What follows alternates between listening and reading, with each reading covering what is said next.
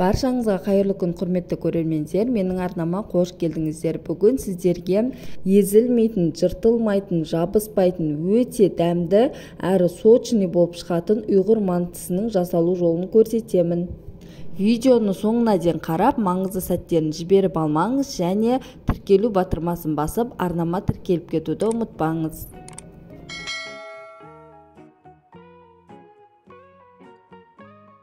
Ең алдымен біз мантының қамырын дайындап аламыз. Ол үшін бізге 200 грамм жылы суға 1 шай қасық толы тұзды қосып, жақсылап араластырамыз және осы аралықта ұнымыз еліктен өтіп дайын тұру керек. Осы ұнымыздың үстіне суымызды құйып, жақсылап қамыр илейтін боламыз. Қамырымыз бастапқыда бірікпейтіндей болып көрінуі мүмкін, бірақ илене келе қамырымыз бір-біріне бірігіп, қатты қамыр иленіп шығатын болады. Және мен қамырымды үстелдің үстіне жайып, дәл осылай қолыммен барынша илеп алдым. Осы орайда бізге күш керек болады. Бар күшімізді сала отырып, қамырды бір-біріне біріктіріп шығуымыз керек. Көріп тұрғандарыңыздай, мен қамырды әлі илеп жатырмын. Шамамен 10 минут шамасында иледім. Илей келе біздің қамырымыз шамалы біріге бастады. Енді арасында ұнның түйіршіктері қалып қоймады ма, жақсылап осылай ұнның арасын тексеріп аламыз. Бұл мантының бар құпиясы осы қамырында болып келеді. Егер қамырын осындай қатты етіп илейтін болсаңыздар, сіздердің жасап жатқан мантыларыңыз ешқандай жыртылмай, езілмей, жабыспай әрі сочный болып пісетін болады. Қамырды илеп болғаннан кейін енді шетінен орап осылай конверт жасайтын боламыз. Осылай жасап болғаннан кейін қамырымыздың ұюы қанғанша жарты сағат уақытқа тоңазытқышқа қоя тұрамыз. Жарты сағаттан соң қамырды тоңазытқыштан алдым. Кішкене ұюы қанып қалған екен. Енді қолмен тағы зуала жасап жіберіп, дәл жаңағыдай конверт секілді тағы орап, тоңазытқышқа жарты сағат 40 минут уақытқа қоя тұрамыз. Құрметті көрермендер, егер сіз менің каналыма тіркелмеген жаңа көрермен болсаңыз, осындай қазақ тілді каналдарының дамуына кішкене де болсын үлестеріңізді қосып, жанындағы подписация бөлімін басып, арнама тіркеліп кетіңіздер. Қамырымыздың ұюы қанғанша ішіндегі салмасын дайындап аламыз. Мендегі сиырдың тартылған еті, мендегі ет майсыз болғандықтан қойдың құйрық майын ұсақ етіп турап үстінен қосып жібердім. Осы орайда сіздер тартылған еттің орнына етті қолмен ұсақ етіп турап қоссаңыздар да болады. Және әдеттегідей салмамызға пиязды ұсақ етіп турап қосамыз. Пиязымызды мейлінше ұсақ етіп турағанымыз дұрыс.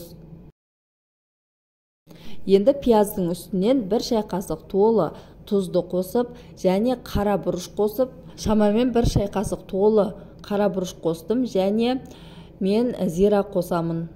Зира қосу міндетті емес, ол өз қалауларыңызға қарай қосып аласыздар. Алдымен тек бетіндегі пиязды ғана қолмен араластырып шығамыз. Енді салмамыздың барлығын біркелкі етіп араластырып дайындап қоямыз.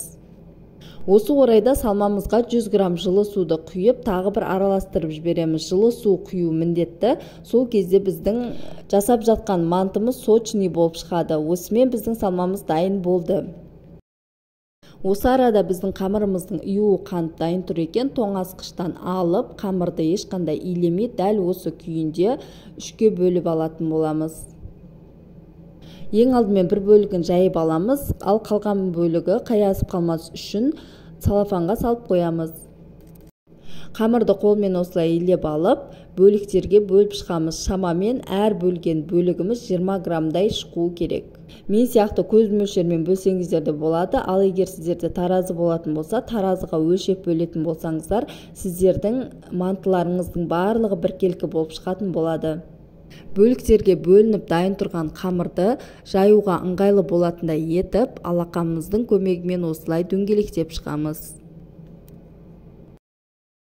Барлығын дерлік дөңгелектеп алдық. Енді қамырымыздың бетін қаясып қалмас үшін жаба тұрамыз да шетінен алып, ұн себе отырып, қамырымызды оқтаудың көмегімен жайып шығамыз.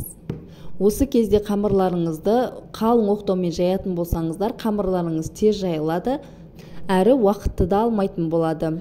Қамырымыз әрине қатты болады, бірақ барынша күш сала отырып, жұқа етіп жайып алуымыз керек. Ортасына қарағанда екі шеті жұқа болып шығуы керек. Қамырды илеп жаюына ұзақ уақыт кетеді әрине, бірақ ерінбей видеодағыдай жаятын болсаңыздар, соған тұрарлықтай керемет манты жасап шығасыздар. Міне біздің қамырларымыздың барлығы осылайша керемет болып жайылып шықты.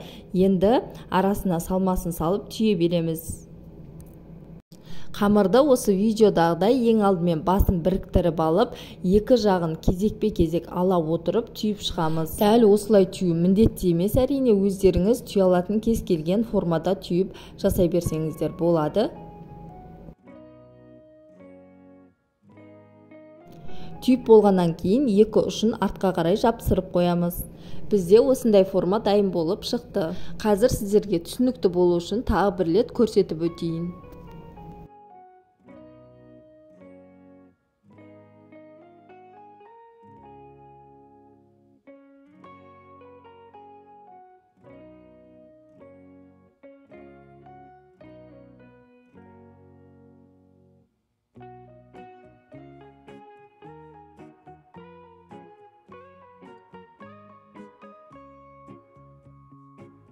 Барлығын дерлік түйіп болдық. Енді мантоварканың астын жақсылап майлап алып, мантыларымызды жайғастыра бастаймыз. Және беткі бөлігіне міндетті түрде май жағамыз. Осы арада біздің қазанымыз қайнап дайын тұру керек. Енді мантоварканың қақпағын жапқаннан кейін сіздерде осындай тесік болатын болса, осыны міндетті түрде сүлгін көмегімен жауып қоямыз. Енді жарты сағат уақытта пісіп қалады. Мен салмасына ет татқыштан өткен ұсақ етті пайдаланғандықтан небәрі жарты сағат тұрып пісіріп алдым.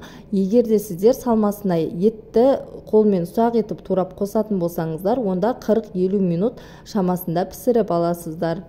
Осымен біздің мантымыз ешқандай езілмей, жыртылмай, жабыспай, өте әдемі болып, дәмді болып пісіп шықты. Қазір сіздерге арасын кесіп көрсетемін. Видеоны соңына дейін қарағандарыңызға рахмет. Сонымен қатар менің арнамда бірнеше тағамның түрлері бар. Оны видео бөліміне өтіп көре аласыздар. Немесе плейлисті бөліміне өтетін болсаңыздар, барлығы жеке-жеке папкаға сақталған. Ашып қарай бересіздер.